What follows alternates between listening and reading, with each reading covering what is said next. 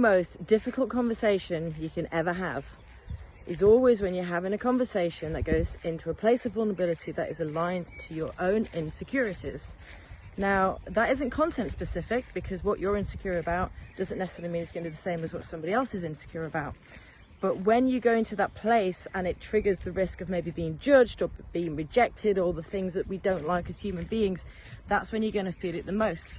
And most people don't go there, and a lot of other people go there, but most people that go there, they tend to go there in this safe space, which is where often maybe they will have, for example, a conversation with somebody and share something vulnerable, but it will be based on something that they've been through, what their experiences were, maybe what they did to come out of it. So they're kind of doing it from, this is a past tense kind of conversation, which is quite safe to do because you're already through it. Where it becomes really vulnerable is when people go into that space and they're still in it. They're still in that messy moment where they haven't even quite worked it out themselves.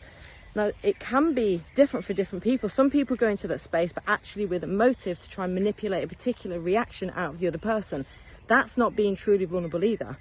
When you go into that space and you're truly being vulnerable, it's just because it's the right thing to do for you, but it takes a huge amount of bravery because it's really tough. For example, it's almost like telling somebody that you've just met that you love them and the risk that they're not going to say it back. Or maybe in a business sense, you might share a really controversial opinion and it won't be well received, and you know that by saying it, there is a risk that you might not get that next promotion or even lose your job or whatever.